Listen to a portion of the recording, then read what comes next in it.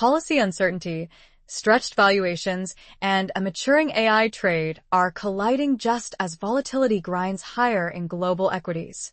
Welcome to vTalkInsight, Equity Pulse Daily for June 29, 2026. Today we will unpack how a stickier inflation path, a more hawkish Federal Reserve, and a shifting AI cycle are reshaping leadership in the S&P 500 and beyond, and what that means for risks and opportunities across sectors. The macro backdrop is dominated by a standoff between persistent inflation and a Federal Reserve that sounds more hawkish, but remains hesitant to move. Core PCE inflation is running around 3.4%, and some economists now think price growth may settle closer to 3% than the Fed's 2% target.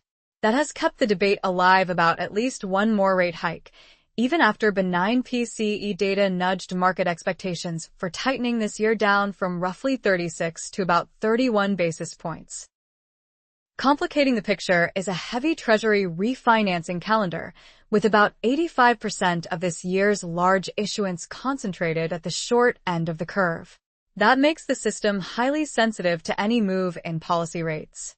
At the same time, a 4-day rally in bonds has pulled the 2-year yield down toward 4.1%, a classic sign of growing risk aversion and some expectation of softer conditions or a less aggressive Fed later on.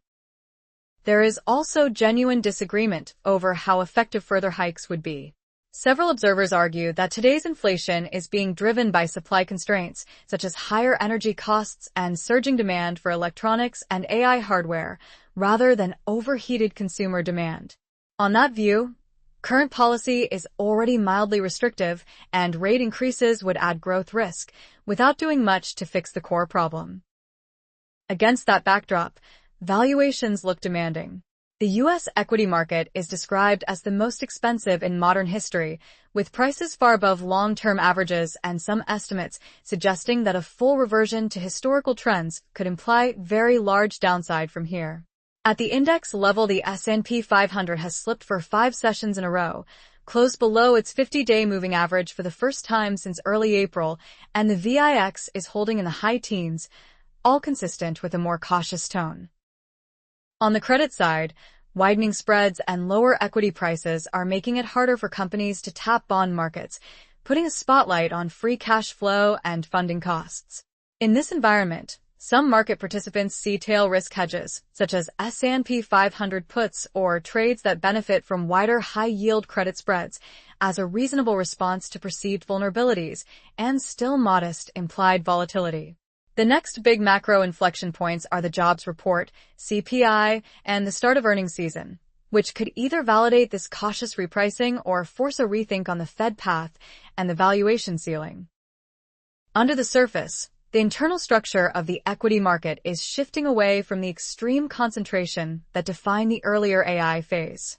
Tech funds, especially those focused on the so-called Magnificent Seven, have just seen record outflows of around $9.3 billion, reversing last week's record inflows. There is concern that if the main MAG ETF breaks decisively below the $60 area, it could reinforce risk-off sentiment through the summer. At the same time, breadth is quietly improving. Equal-weighted indices are starting to outperform their market cap-weighted counterparts, and a greater share of S&P names now trade above their 50-day moving averages. Small caps have outpaced large caps by a wide margin over the past year, gaining about 44% versus roughly 30% for big caps, and the annual Russell reconstitution is adding more than 200 new companies to the Russell 2000, which could further boost volatility and liquidity in that segment. Leverage is another defining feature of this tape. Margin balances are at record levels, options activity is elevated, and leveraged tech and semiconductor ETFs have attracted massive inflows. Those structures amplify both rallies and corrections, and technical issues in how some leveraged funds are built, including heavy reliance on options and counterparty constraints, may create performance drag and disappoint late entrants even if systemic risk remains limited. Positioning data point to a split between investor groups. Institutional portfolios are broadly neutral, with aggregate equity exposure in the low 40s percentile relative to history, while retail investors remain heavily committed to equities and particularly to high-beta tech vehicles, especially in parts of Asia. That pattern, combined with recent price action, has some observers drawing parallels with past speculative episodes where retail euphoria in narrow themes preceded sharp corrections. As tech momentum cools, capital is rotating toward less crowded areas. There is growing interest in small-cap value sectors such as metals and mining, especially exploration names, and parts of biotech, as well as in under-owned commodity producers that represent a very small slice of global market capitalization. This evolving breadth means index-level moves may look muted, even as the opportunity set within sectors and styles becomes much more dispersed. The most decisive action is still in AI and technology, where an extraordinary infrastructure build-out is running into questions about returns and capital efficiency. Hyperscaler capital expenditure on AI infrastructure has been revised sharply higher, from expectations of roughly 30% growth this year to closer to 90%, and some forecasters see the AI infrastructure cycle extending through the end of the decade, with only about one-third of adoption complete. Yet market patience is waning as free cash flow deteriorates, and the Magnificent Seven's aggregate valuation multiple has already compressed from about 35 times earnings to roughly 25 times, despite ongoing upward earnings revisions. Semiconductors sit at the heart of this tension. Memory chip shortages and price inflation are a key driver of the current cycle, with suppliers like Micron enjoying elevated margins on high-bandwidth memory as data center demand soars. However, memory and storage costs have already risen more than 2.5 times and could potentially double again by 2027, forcing Microsoft to raise prices on current generation products and prompting Apple to implement component price hikes of up to 20% across its hardware lineup. On paper, many chip makers still look attractive. Major names such as Nvidia, Broadcom, and Micron are trading below the broader market valuation averages, with Micron notably under 9 times forward earnings despite strong recent growth and margin levels reported as high as the mid-80s%. But the Philadelphia Semiconductor Index nevertheless fell almost 8% this week. Micron's trading volume surged to records ahead of earnings, and there is rising concern about a classic sell-the-news reaction, overcapacity risk from massive fab investments by Samsung and SK Hynix, and a broader sector rotation away from the most crowded AI stories. Company-level dispersion across AI is striking. Semiconductor shares dropped about 23% after it announced a $6.2 billion all-stock acquisition of Synaptics to pivot further into so-called physical world AI, a strategy that investors currently view with skepticism compared with owning established AI leaders such as Nvidia. By contrast, Qualcomm has guided to $5 billion of AI data center component revenue in 2025, rising toward $15 billion by 2029, and describes that near-term forecast as highly confident, backed by secured contracts and memory allocations, while BlackBerry's QNX software, now embedded in over 275 million vehicles, is benefiting from a software-only model that is insulated from rising hardware and memory costs. Asian technology and related capital structures add another layer of complexity.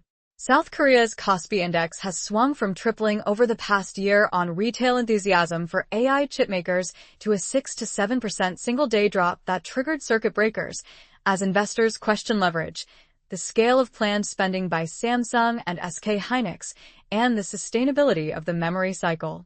SoftBank has fallen sharply on reports that OpenAI may delay its IPO to protect an aspirational trillion-dollar valuation, while SpaceX stock has slipped about 17% in the past week, even as it targets the $2 trillion U.S. communications market with Starlink Mobile and prepares for index inclusion that could raise volatility and trading demand. On top of valuation and margin questions, AI faces growing scrutiny on quality and safety. A recent evaluation found roughly 90% of AI chatbots failing on factual accuracy, source quality, or neutrality, prompting compliance teams and boards, particularly in finance and healthcare, to slow enterprise deployment and demand higher standards. OpenAI has reportedly delayed releasing its latest model at the request of the U.S. government over safety concerns, and there are increasing calls for independent testing and standardized evaluation frameworks, which could restrain the most aggressive revenue projections even as long-term infrastructure demand remains robust. Beyond tech, real economy sectors are sending a more mixed but increasingly important set of signals. In energy, geopolitical risk in the Strait of Hormuz has not yet translated into a sustained supply shock. Shipping remains largely uninterrupted. A large volume of Iranian crude, estimated around 130 to 150 million barrels, is reaching the market via waivers, and Brent has slipped about 4% to roughly $72 a barrel, near pre-conflict levels.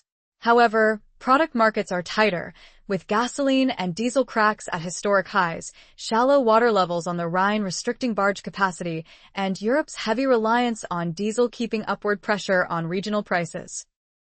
Climate and infrastructure are emerging as structural equity themes.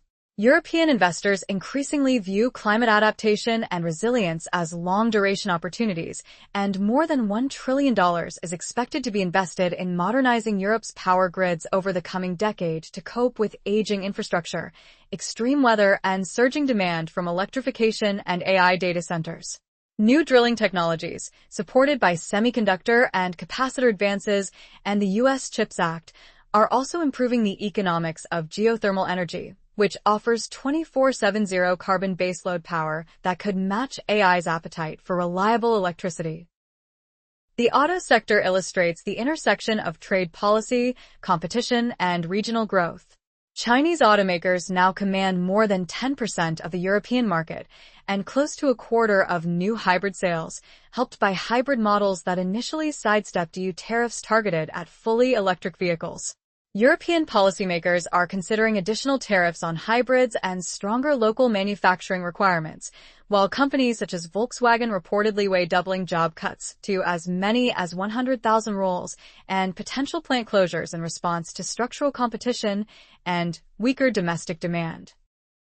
Private capital is quietly building its own cycle alongside public markets. European private equity is seen as well-positioned for themes such as sovereignty, security, and infrastructure renewal, and sector valuations are currently at a roughly 15-year low relative to public equities, even as portfolio company earnings are projected to accelerate from 2025 through 2027. A robust pipeline of about 25 planned exits over the next 25 months is expected to return meaningful capital to investors, supporting liquidity and reinforcing confidence in the asset class. Finally, the consumer and healthcare complexes remain key barometers for the broader economy. Retail sales are growing at their fastest pace since 2022 despite negative real wage growth, and Casey's, with a customer base skewed toward middle and higher income households, reports spending patterns largely in line with historical norms. Healthcare stocks are outperforming, helped by positive news for Eli Lilly and Moderna on diabetes and flu treatments in Europe, while upcoming earnings from Nike and General Mills will offer timely reads on discretionary and staples demand as markets reassess the balance between resilience and late-cycle risk. Pulling this together, equities are sitting at the intersection of sticky but increasingly supply-driven inflation, a Federal Reserve that sounds more hawkish than its actions, and an AI Capex cycle that is powerful but now facing cash flow, valuation, and regulatory scrutiny.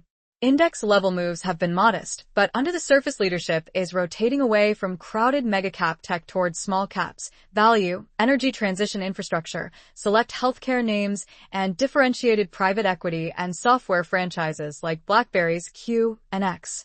The key watch points from here are upcoming U.S. jobs and CPI data, early earnings season guidance on AI spend, and consumer demand from companies such as Nike, General Mills, Microsoft, Micron, and the hyperscalers, as well as credit spreads, tech fund flows, and signs of stabilization or further stress in Korean and broader Asian tech markets.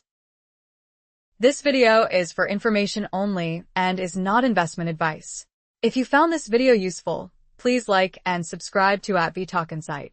Alternatively, visit vTalkInsight.com to chat with our specialized AI market assistant and access the latest interactive market insights.